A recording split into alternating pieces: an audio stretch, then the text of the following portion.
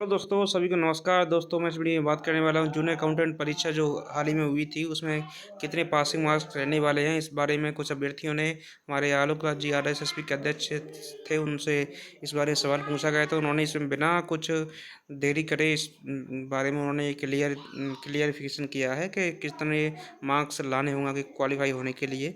तो उन्होंने इस बारे में बताया है दोस्तों कि जो इसमें पेपर फर्स्ट और पेपर सेकंड हुआ था, तो प्रत्येक पेपर में कम से कम 35% मार्क्स आपको लाने होंगे। प्रत्येक पेपर में 35% मार्क्स लाने हैं और दोनों को मिलाकर के ओवरऑल 40% मार्क्स आपको लाने होंगे। मतलब दोस्तों ये है कि प्रत्येक पेपर में, यानी पहला पेपर है और दूसरा पेपर, उसमें कम से कम 35% मार्क्स लाने हैं और दोनों को मिला करके 40% मार्क्स लाने हैं। अगर दोनों को मिला करके आपके 40% नहीं हो रहे हैं, दोनों में 35% आ गए हैं, तो दोस्तों मान के चलो आपका मतलब अगर वैकेंसी खाली भी चली है ना, तो सिलेक्शन नहीं होने वाला है। तो ये मापदंड जनरल, OBC, EWS और MBC इन सभी कैटेगरियों के लिए रहने वाला है। लेकिन SC और ST कैंडिडेट जो हैं, अभ्यर्थी हैं, उनको 5% का इसमें रिलैक्सेशन दिया गया है। उनको जो 35-35-40% का जो क्राइटेरिया था उसमें इनको 5% की छूट दे करके, यानी रिलैक्सेशन दे करके 30-30 और 35% का क्राइटेरिया रखा है। यानी प्रत्येक पेपर में कम से कम 30% मार्क्स होने चाहिए और दोनों को मिलाकर ओवरऑल 35% मार्क्स होने ज़रूरी हैं।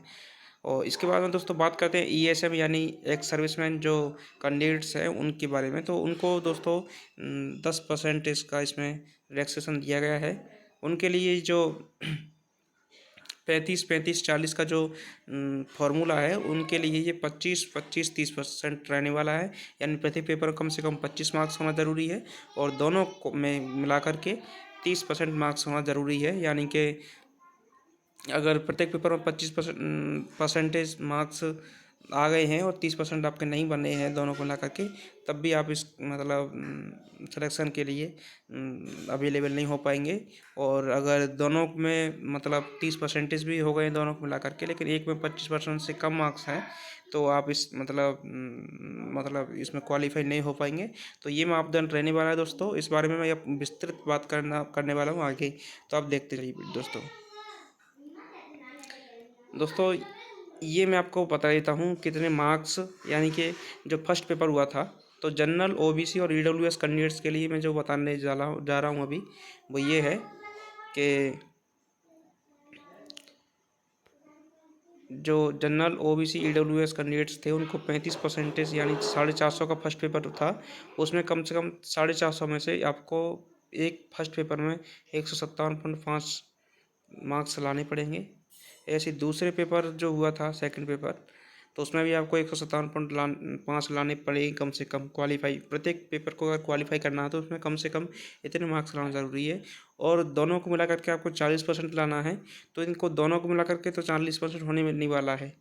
तो ये इसमें दोनों को मिला करके तो एक में 35% कम से कम होना चाहिए और एक में ज़्यादा होगा, तभी 40% हो पाएगा।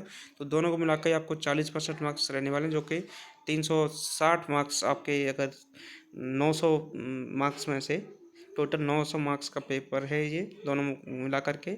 तो दोनों को मिला करके जो 900 मार्क्स हो रहे हैं उनका कम से कम 360 मार्क्स आप लाएंगे, तभी आप मतलब क्वालिफाई होगा, आप रिजल्ट में शामिल हो सकते हैं अगर कम कट ऑफ जाती है तो। उसके बाद हम दोस्तों बात करते हैं SC और ST कैंडिडेट के लिए। तो SC और ST कैंडिडेट की, जैसे कि मैं पहले बता चुका हूँ, 5% इसका रिलैक्सेशन दिया गया है। तो उनके लिए जो प्रत्येक पेपर में 30% मार्क्स लाना ज़रूरी है। तो एक में कम से कम 30% और न्यूनतम जो मार्क्स की बात करें तो 450 में से 135 मार्क्स आपको लाना ज़रूरी है। और बात करते हैं दूसरे पेपर की, तो यही क्राइटेरिया दूसरे पेपर में रहने वाला है, कम से कम 30% और 450 में से 135 मार्क्स आपको लाने हैं। और 900 जो मार्क्स का जो पेपर हुआ था दोनों को मिला करके, उसमें से आपको टोटल ओवरऑल 35% यानी कि 315 मार्क्स आपको लाने हैं। तो मैं दोस्तों आपको इसके बारे में बता दिया, SC और ST के बारे में बता दिया, जनरल, OBC, EWS के लिए के बारे में भी आपको ऊपर बता दिया है। अब बात करते हैं दोस्तों ESM के, यानी एक्स सर्विसमैन कैंडिडेट हैं उनके लिए क्या रहने वाला है। तो ESM कैंडिडेट के लिए दोस्तों 25% प्रत्येक पेपर में, यानी कम से कम 25% होना ज़रूरी है, माने यानी कि 450 में से आपको 112 मार्क्स लाना ज़रूरी है। और दूसरे पेपर में भी कम से कम 25%, यानी 112 मार्क्स कम से कम आपको लाने ही हैं पासिंग मार्क के लिए। और इनको दोनों को मिलाकर के 30% मार्क्स लाना ज़रूरी है। तो 30% मार्क्स यानी 900 में से आपको 270 मार्क्स लाना ज़रूरी है। तो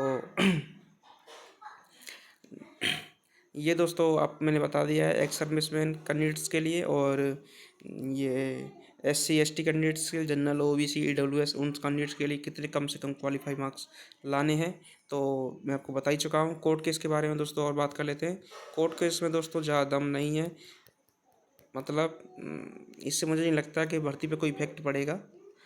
तो कट ऑफ मैं पहले वीडियो में बता चुका हूँ, आप मेरी पिछली वीडियो देख सकते हैं। 2-3 वीडियो हैं कट ऑफ के बारे में, मतलब आंसर की आई थी उससे पहले की वीडियो है, और आंसर की आने के बाद की वीडियो मैंने बनाए हैं। सभी कोचिंग्स का विश्लेषण मैंने एक ही वीडियो में करके दिखाया है, तो आप देख सकते हैं दोस्तों। और कोर्ट केस का तो इसमें कोई प्रॉब्लम नहीं पड़ने वाला है दोस्तों। और रही बात रिजल्ट के बारे में, तो रिजल्ट कब तक आएगा दोस्तों? रिजल्ट के बारे में मैं जैसे कि पहले भी बता चुका हूँ। रिजल्ट जो है, अगर आचार संहिता चल रही है अभी, और अगर चुनाव आयोग ने परमिशन दे दी तो हम रिजल्ट जारी कर सकते हैं। इस बारे में हमारे जो अध्यक्ष साहब हैं आलोक राज जी, उन्होंने कई बार 2-3 बार इसके बारे में बता दिया है कि अगर परमिशन मिल जाती है तो बिना कुछ देरी करे मतलब रिजल्ट घोषित कर देंगे। तो धन्यवाद दोस्तों। वीडियो अच्छा लगा हो तो लाइक करें, चैनल को सब्सक्राइब करें। धन्यवाद दोस्तों।